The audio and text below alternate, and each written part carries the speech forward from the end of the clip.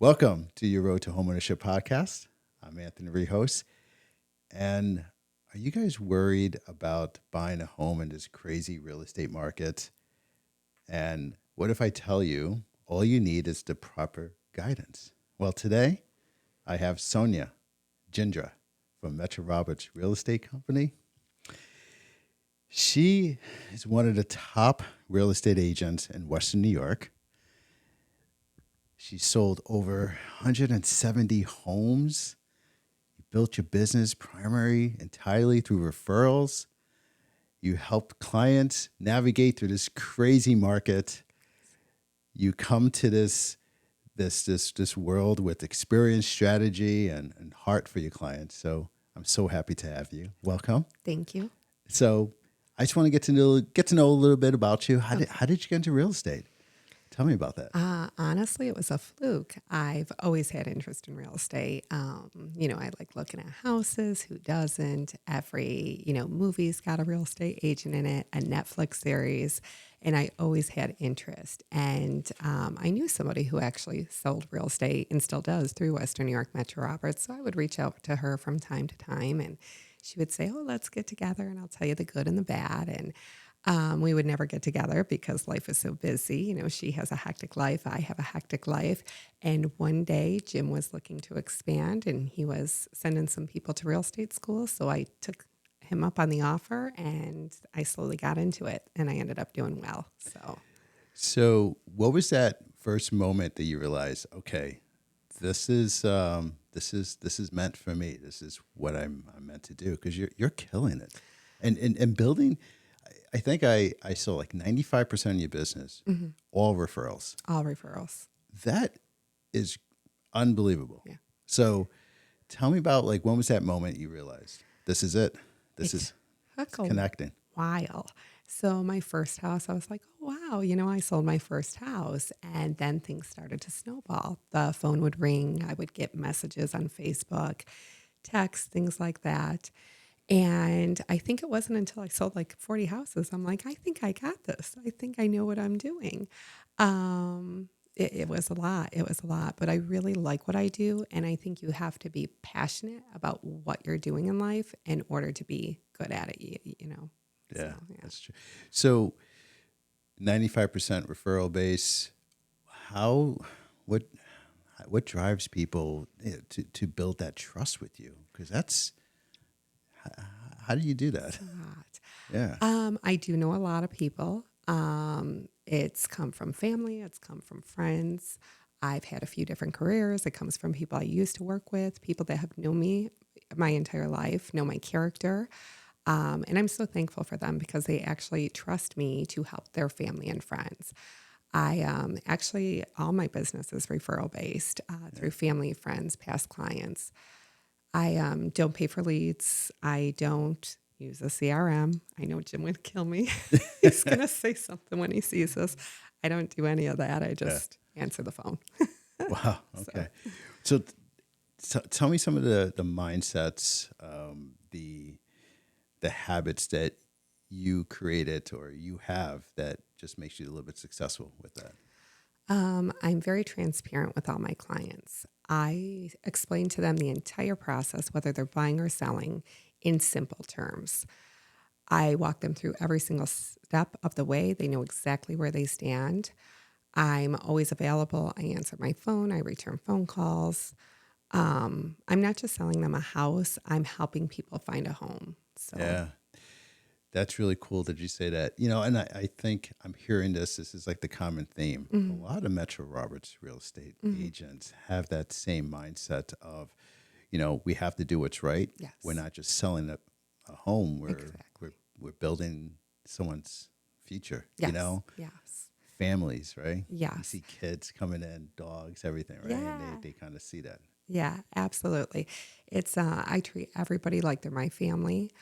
Um, it's a lot, but yeah. So tell me, what do you see? What's happening in this real estate market now? What's happening out there in Western New York?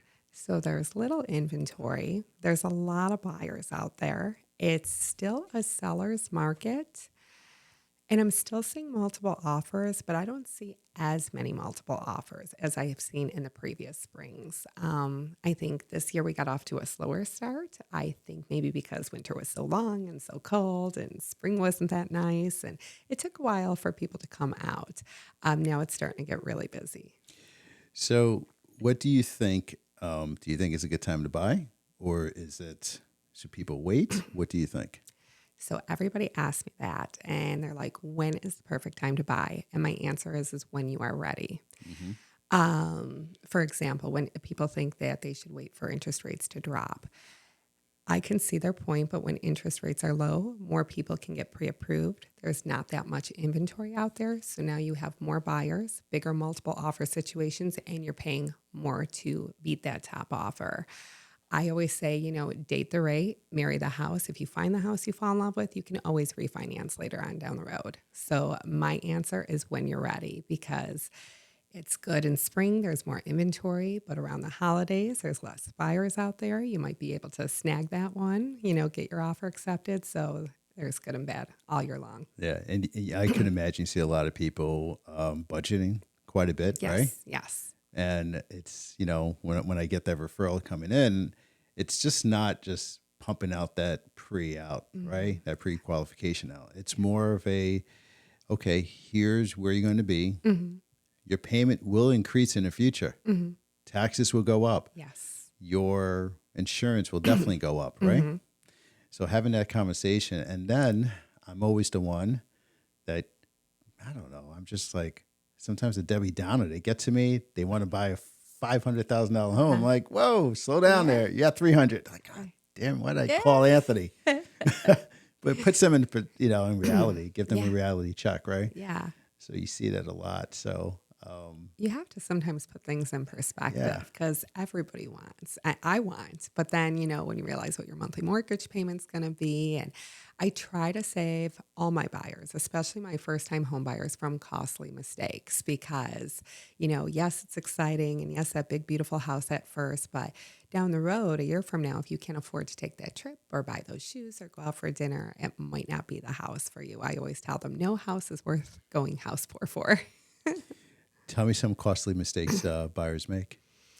I will see when buyers go without representation and they go to buy from a for sale by owner. They don't have that guidance or that knowledge. I actually had a situation and they were the only offer and they still paid $25,000 over the list price. It was a house for sale by owner. It sat there for quite some time and they thought that they still should have waived their home inspection and pay well over. So I've seen that happen. You definitely want guidance to know how to gauge your offer because every house is different. Every situation's different. What a seller's looking for is different. And you want somebody to be creative with that contract and absolutely, be a good advocate for you. What's some things that buyers, they think it's a myth? Mm-hmm. Right? Yes. But it's not like that. No. What's some of the things you think? I think, trust is huge. Buyers have a hard time trusting sellers. Sellers have a hard time trusting buyers. They all have a hard time sometimes trusting their agents or their lenders or their attorneys. I think it's important to really build that trust. I think they think that everybody's out to take all their money from them. And while there probably is some people out there, but it's just not the case. It's the market. And the market's been like this for quite some time and it continues to increase and go higher every year. But what I've learned, and I tell my buyers, and I actually just had a conversation last night, believe it or not, Buffalo is one of the most affordable places to still live.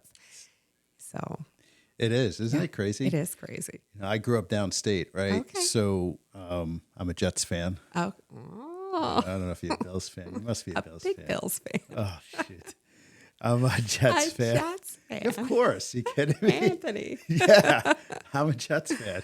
I'm a Mets fan. I'm a Rangers fan. I'm just a mess. Oh. You don't want to watch a game with me. No. It's the worst. It's the worst. Definitely not a Jets and Bills game. No. So I do dress up in green and white all the time. Oh, okay. Just for the Jets games. And even though I know the Jets stink, and they could lose every single game, but if they beat Buffalo just once, wow, that's my Super Bowl. Oh my goodness! I drive around town with my green and white. I go shopping with my green and white. I'll probably do this podcast in green and white when the Jets beat Buffalo. Just one game. Oh my God. They could lose every other game. And that's my Super Bowl. Anyway. You're in Josh Allentown. God. Yeah, I know. I get reminded all the time. Yes. Anyway, what was I talking about? Anyway, we're talking about buyer's myth, right? One of the things I do see, and talk about this market, as I said, I mentioned from downstate, what happened in New York City is happening here. Yes, Okay. absolutely. So you had homes, in parts of Queens and Brooklyn. That's where I kind of grew up in that area. They were going for. I give an example in Park Slope, Brooklyn. There were homes going for like $400,000 or $500,000. These brownstones. Now they're going for $4 million. It's crazy. Holy smokes, right? Yes. I don't think Buffalo is going to get to that point, Right. but you still see it happening, right? You still see those homes, and I don't think we're at the bottom. I don't think we're at the top. We're kind of right in that middle right now. Agree. And I guess that what you read, Buffalo being the hottest market and a very affordable market, because it's still very affordable. It is. But it's changing, right? It I think is. it's changing because an average home right now in the city of Buffalo, people are going in, what, $1,500-$1,600 for a starter home? Oh, absolutely. I think even higher often, to be honest with you. Right? Yes. So, and rates kind of stayed the same. Yeah. Across the board. They've always been in that 6% range. I know we had those 5 years when rates were really low. Yes. But people realize that, oh my gosh, these homes are appreciating pretty fast. And now I'm not paying $700. Now I have to pay $1,400. Exactly. And now you have to kind of look at everything differently. Exactly. Anyway, Exactly. go Jets. So I did not know that. what's one piece of advice you would give to a first-time home buyer right now, a buyer buying in this seller's market? So my advice would be your first step is to definitely get pre-approved. You want to know how much you have to work with, what type of financing you have, and what type of taxes you're allowed or not allowed. All those play a huge factor before you fall in love with a house. Because if you go see a house that you love and you fall in love with and you find out it doesn't qualify for your financing or you're not approved for that amount or the taxes are too high, you're going to walk away very disappointed and discouraged every time. So that's definitely the first step. Also, to get pre-approved with a local reputable lender. As we all know, some lenders are better than others. That goes with any profession, and you definitely want to do that. Also, do your due diligence. Look up agents. Look at the reviews. See what people say about them. Interview with a couple. Sit down. See because they may be an excellent agent, but sometimes you just need a certain person to fit with you. It doesn't mean that agent wasn't good. It just means it didn't work with you. Everybody's different. Yeah. No, you're spot on with that. You know what really gets me sometimes when I sit down with the buyer, and we have a second look program here in Mainstream and Metro Roberts, you know, and when I get that second look, they don't know their financing, they don't know their budget, they don't know what they need out of pocket. I'm like, who are you talking to? Yeah. And there's a lot of good loan officers out there, but there's a lot of bad loan officers, just like real estate agents, right? Absolutely. And having that buyer going out there, having that understanding their budget, how much they're going to need, it really makes that whole process a lot easier, especially for the agent too, right? So getting that pre-approval is so important. I sometimes think they should all come to the bank first. Yeah. But they don't. No, they don't. They don't. They go to you guys first because they trust you guys. Right? Yes. They don't trust me for some reason. 'Cause I'm probably a Jets fan. That's why. That is exactly why. That's why. It's like, oh, did I see him wearing an Aaron Rodgers jersey? Oh, man. My goodness. So I did buy an Aaron Rodgers shirt Okay.